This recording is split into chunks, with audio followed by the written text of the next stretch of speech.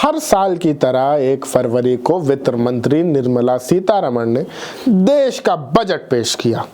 यह बजट ऐसे समय में आया है जब वैश्विक व्यापार पर ट्रंप प्रभाव का खतरा है, सप्लाई चेन बाधित हो रही है और एआई जैसी तकनीक पूरी दुनिया को बदल रही है। भाषण के दौरान semiconductor mission 2.0, 7 high speed rail corridor, content creator labs और मेगा टेक्सटाइल पार्क जैसे बड़े वादे किए गए, जिससे ऐसा प्रतीत होता है कि भारत रातों रात विकसित हो जाएगा। लेकिन बजट की असलियत केवल भाषणों से नहीं बल्कि वास्तविक आवंटन, एक्चुअल एलोकेशन और पिछले वर्षों के आंकड़ों से समझ में आती है, जहां एक ऐसा पैटर्न छिपा है जिसके बारे में देश का आम नागरिक अक्सर बेखबर रहता है। नमस्कार, मैं हूं शाश्वत सिंह दर्पण और आप देख रहे हैं द देश बोर्ड।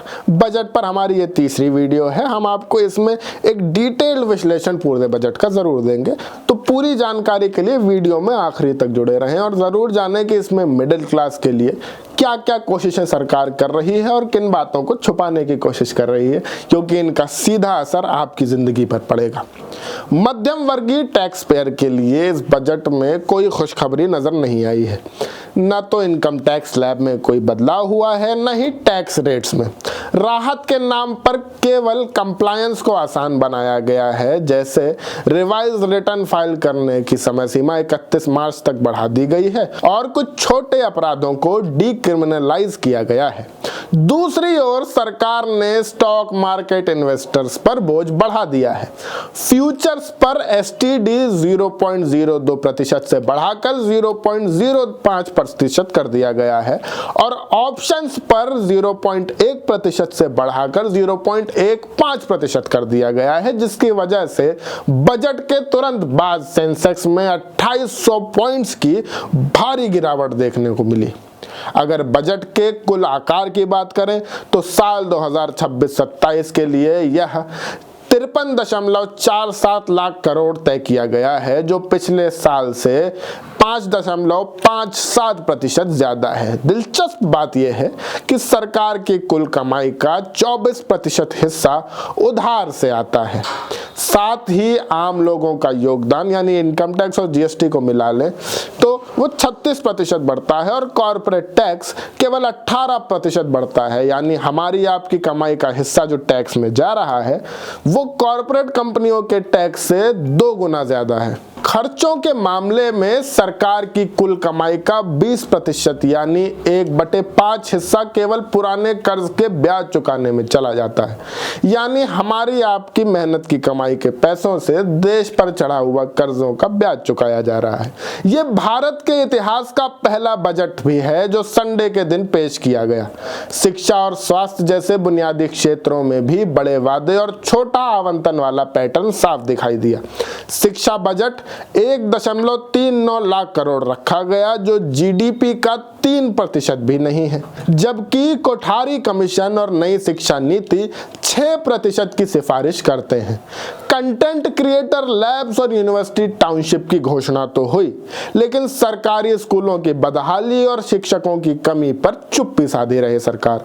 स्वास्थ्य क्षेत्र में भी WHO द्वारा सुझाई गई 5% की तुलना में केवल जीडीपी का 2% हिस्सा दिया गया है। 17 कैंसर दवाओं पर सीमा शुल्क हटाना और मेडिकल टूरिज्म हब बनाना अच्छे कदम है, लेकिन आम आदमी के लिए सस्ती प्राइमरी हेल्थ केयर अब भी एक चुनौती बनी हुई है। इंफ्रास्ट्रक्चर के लिए 12.22 लाख करोड़ रुपए आवंटित किए गए हैं। बजट के 7 नए high speed rail corridor, Mumbai Pune की बात हुई है, लेकिन अर्बन डेवलपमेंट के बजट में 11.6 करोड़ की कटौती कर दी गई है। प्रदूषण से लड़ने के लिए दिल्ली जैसे शहरों के लिए आवंटन मात्र 191 करोड़ रह गया है, जो पिछले साल लगभग 10,300 करोड़ के अनुमान से बहुत बहुत कम है।